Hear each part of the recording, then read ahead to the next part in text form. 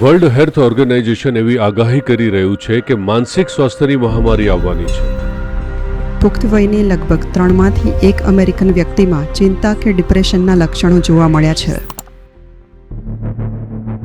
આજે દુનિયામાં દરેક માપદંડો, દરેક અભ્યાસ એવું બતાવે છે કે આવનારા વર્ષોમાં માનસિક બીમારી માનવજાત માટે સૌથી મોટી સમસ્યાઓમાંની એક બનવાની છે. યુરોપની 38% વસ્તી કોઈને કોઈ પ્રકારની માનસિક બીમારીથી પીડાય છે. એવી આગાહી છે કે આવનારા 15 થી 20 વર્ષમાં શહેરની દરેક ફેમિલીમાં ઓછામાં ઓછી એક વ્યક્તિ માનસિક રીતે અસ્વસ્થ હશે.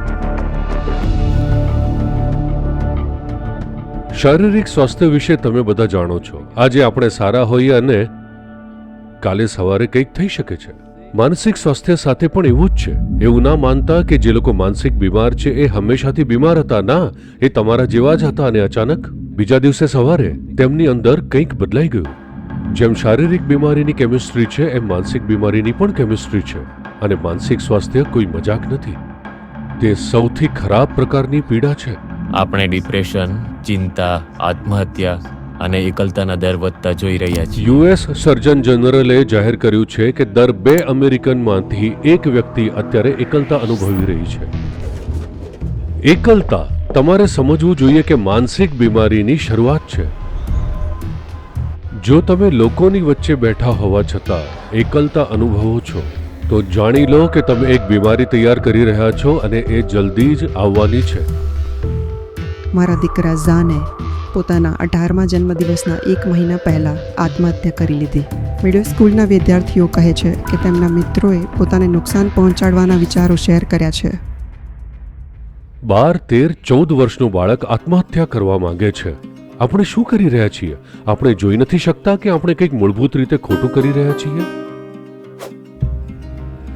આ બધી વસ્તુઓનો અર્થ બસ એટલો જ છે. તમે એને 1000 અલગ અલગ નામ આપી શકો છો, પણ મૂળભૂત રીતે Your intelligence is turned against you. તમારી બુદ્ધિ તમારી વિરુદ્ધ થઈ ગઈ છે. આ મનના ચમત્કાર કે ભવ્યતાને સમજવાને બદલે તમે તમારા મનને દુઃખ ઉત્પાદન કરવાનું મશીન બનાવી દીધું છે. આ બધું દુઃખ, આ દુનિયામાં માનવીય દુઃખ એ ક્યાં બને છે? તમારા મનમાં.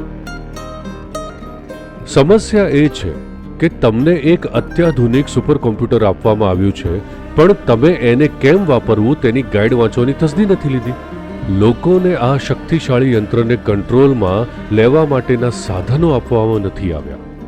સૌથી સરળ વસ્તુ જે તમે કરી શકો છો તે એ છે કે વ્યક્તિગત રીતે લોકો પોતાના સ્વાસ્થ્ય અને સુખાકારીની જવાબદારી લે.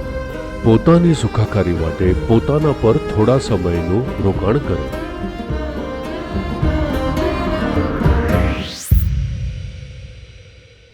એટલે અમે મિરેકલ ઓફ માઇન્ડ નામનું અભિયાન શરૂ કરી રહ્યા છીએ. ઓછામાં ઓછા 3 અબજ લોકો સુધી એક ચોક્કસ પ્રક્રિયા પહોંચાડવાનો આ પ્રયાસ છે. આપણે miracle of mind app launch કરી રહ્યા છીએ, જે તમને એક સરળ ધ્યાનની પ્રક્રિયા આપશે જે તમે ગમે ત્યાં કરી શકો છો, જેનાથી માનસિક સ્વાસ્થ્ય, ભાવનાત્મક સ્થિરતા અને સંતુલન આવશે. તમારા જીવનમાં શાંતિ, આનંદ અને ઉત્સાહ લાવવા માટે દિવસમાં માત્ર 7 મિનિટ તમારા માટે ચમત્કાર કરશે. ધ્યાન એક એવું સાધન છે જે સમયની કસોટીમાંથી પસાર થયું છે. દરરોજ માત્ર થોડી મિનિટો આ ખાસ અભ્યાસ કરવા માટે ફાળવો, જે આપણને સૌથી સારી રીતે જીવવામાં મદદ કરી શકે છે. ધ્યાન શું આપી શકે છે? એ તમારા વિચારોને શાંત કરે છે, જેથી તમે હળવા થાવ, જેથી તમે આ ઝડપી વિચારો, અનિશ્ચિતતા, ભવિષ્યની આગાહીઓ અને લાગણીઓથી દબાયેલા ન રહો. આ મન એક ચમત્કાર છે. આ દુનિયાનું સૌથી શક્તિશાળી ગેજેટ છે.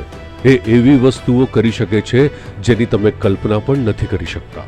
એટલે તેના પર કાબૂ લેવો, જેથી તમારું મન, તમારી લાગણીઓ તમારી વિરુદ્ધ નહીં પણ તમારા માટે કામ કરે. એનો અર્થ સ્વાસ્થ્ય છે, શાંતિ છે, આનંદ છે અને સૌથી વધુ તો એ તમારી માનવીય પ્રતિભાને શોધવા માટેનું વાતાવરણ બનાવે છે. માનસિક સ્વાસ્થ્ય કથળવાની આગાહી થઈ શકે છે, પણ જો તમે તૈયાર અને દ્રઢ નિશ્ચયી હોવ તો તમે એ પાક્કું કરી શકો છો કે તમે ક્યારે એ ખાડામાં નહીં પડો અને તમે તમારા પ્રિયજનોને પણ એમાં પડવા નહીં દો. આ એક પ્રતિબદ્ધતા છે જે તમારે લેવી જોઈએ. આ જ મિરેકલ ઓફ માઇન્ડનો હેતુ છે. એનો ઉપયોગ કરો અને તમારા મનના ચમત્કારનો અનુભવ કરો. ચાલો એને સાકાર કરીએ.